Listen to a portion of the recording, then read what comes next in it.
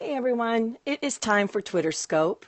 We are up to episode 79, and today I'm going to be talking about content ideas for small business. Yes, this is still Twitter Scope, and yes, we're still talking about using Twitter. So, hey Nick, thanks for joining. Thanks for hopping on. Let me go ahead and flip this around. If I can flip this around. There we go. Hey, welcome, welcome. Yes, I can actually flip this around. Hey, welcome everyone. Welcome. If you are, hey, Darcy, good to see you.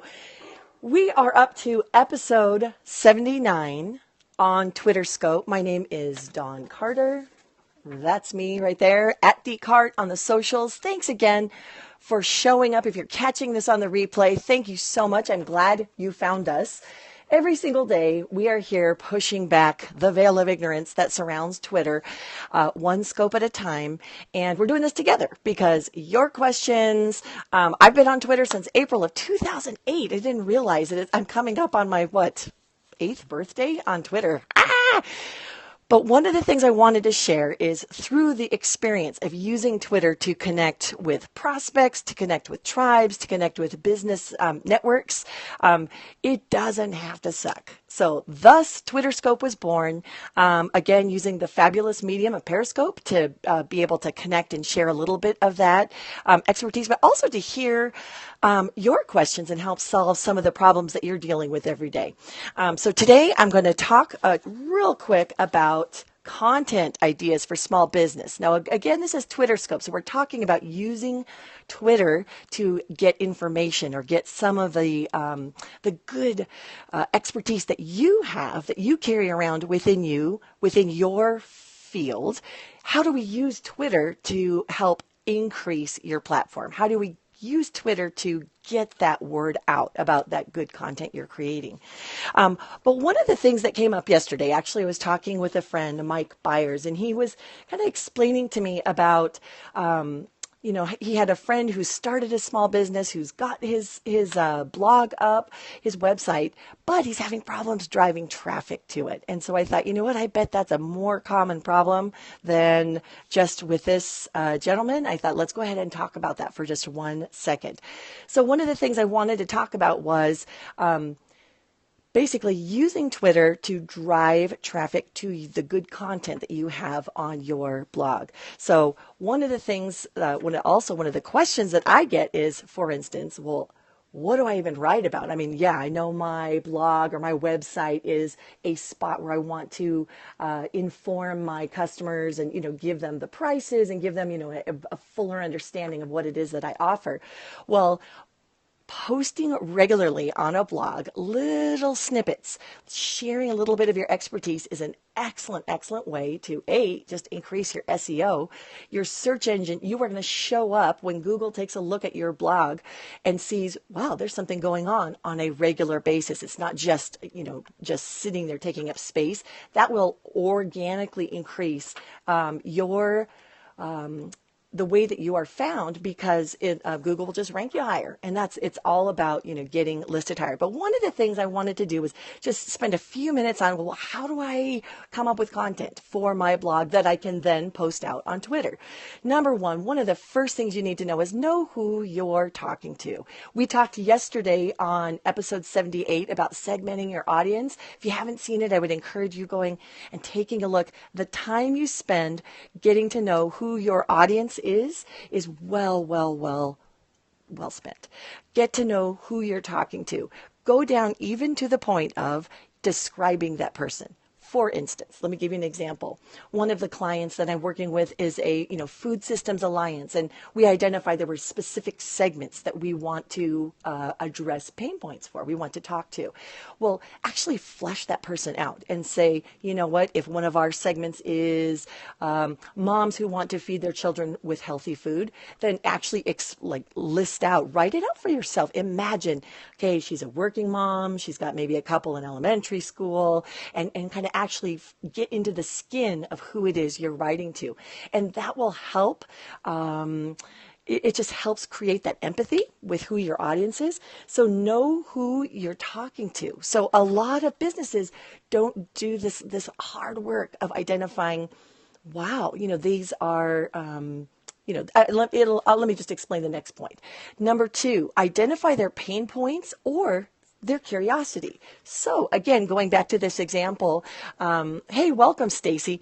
Going back to this example, if I can identify who this person is that I want to write to and identify what their pain points are.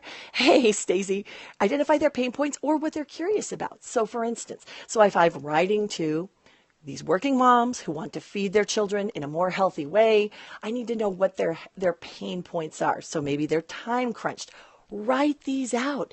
Just make a bullet list of what are the pain points of the folks I'm trying to communicate with, the folks that I want to help solve their problems with my content. So write those out. They're time crunched. They're, in my example, they're maybe overwhelmed or they're uninformed by what the healthy food options are within their city. So again, know who your audience is. Write out their pain points, but it doesn't always have to be pain. Sometimes it can be curiosity. Sometimes it can just be identifying where's the education gap that I can offer. So take the time to write that stuff out. And then finally, in your blog posts, or whether if it's either through a blog post, it could even be through video, whatever, but show, don't tell. And what I mean by that is we want to be brought along on a journey. We want to show people how something solves a problem. Sometimes someone just say, it could be because I'm a parent of teens and I get the glaze over with the lecture. I don't know. Sometimes there might be that little teenager part in all of us that just like, don't lecture me, don't lecture me.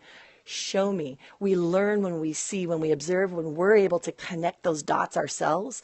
So if there is a way either in your writing or in your video, can you hold that again? Yes. Is that what it's, yeah. So these are ways to come up. Yeah, that's a screenshot.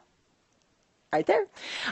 Know who you're talking to, identify their pain points or their curiosity, and then show, don't tell. And again, show. And that's the tricky part. It is because we all want to just be real quick to tell what our expertise is. But if you can show either by modeling or by doing case studies or those types of things, showing that graph of, the progress that you've been able to make with your clients or showing the progress that you've been doing. Oh, thank you. Yeah. So that is one of those little tricks, and it's a little nuance. But again, because I'm a mom of teens, that's kind of the thing you need to show, not necessarily just tell. Sometimes it is good to just, this is what you need to do, this is what you need to do, but mix it up a little bit. I'll just say that. So again, those were a couple of content tips for coming up with content for your blog. Show and tell, exactly.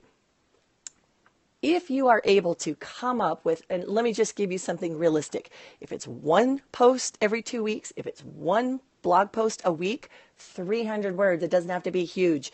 We're talking real quick little thing. If you can do something once a week, you will see a boost in your search engine. You will see a boost in your rankings. But I guarantee you, if you're using Twitter to be able to say, hey, just wrote about blah, blah, blah, don't assume that people know that your blog even exists. Remember, when you're on Twitter, you may be finding people or meeting people for the first time. They may not even know that you've got this fabulous blog and this fabulous content that you're using to encourage and to educate. So just want to let you know, use Twitter to cross-pollinate. That doesn't mean spamming people every time you've got a Facebook post and all your Twitter feed is just Facebook posts. I'm not talking about that. I'm talking about using specifically, and also too, if you're using your you've identified who your audience is, you're writing to them and addressing their pain points.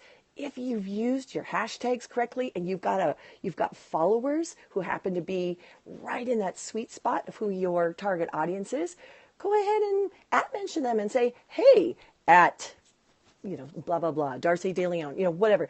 Let them know, I just wrote a post and I think you'd like it. Or I just wrote a post and I'd love to get your opinion on it. I don't know. It's just a couple ideas. Dawn Carter, I'm at decart on the socials. I'm so glad you were able to join us for just a few. Tell me tell me about the post. Yeah, just let people know about it. And it's kind of personal too, if you can actually mention someone and let them know. I use Twitter to remind my peeps of my evening scopes, and they love it. Exactly. And honestly, I use Twitter to let people know that most of the time, I'm going to get on in a few minutes. And again, don't think that you're spamming people, because again, of all your Twitter followers, not everyone's going to be on Twitter at the same time. And you mention each of them. Excellent strategy. Thank you for mentioning that, Stacy. To be able to mention means your tweet will show up on their timeline. A lot of Twitter chat hosts do that. As they're getting ready to host a Twitter chat, they'll actually mention folks and say, hey, we're about ready to start. Excellent, excellent use of Twitter to drive traffic to your excellent content.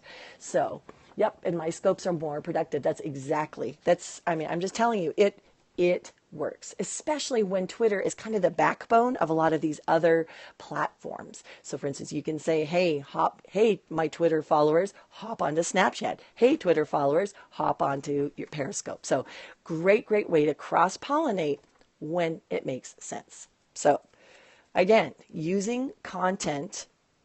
These are some of the content ideas for your small business. Know who you're talking to, come up, pique their curiosity, solve a pain point for them, and then let them know. And also always remember to show, not always just tell, but show people how you're solving that pain point.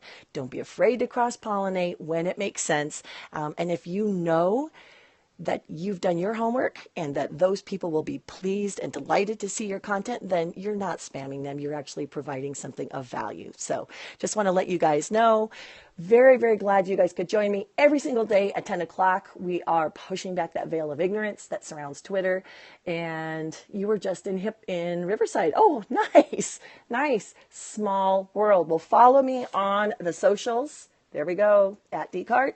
And I will talk to you guys tomorrow. Thanks so much for spending, 5-10 minutes with me. That's 5 or 10 minutes that you can never get back. So I view that as a privilege. So thank you again for spending time. If you find these of value, please share them. Let other folks know. If you use the hashtag TwitterScope, I will answer your questions. Be sure and use that hashtag to post your questions. And I will see you guys on the next TwitterScope. Talk to you later.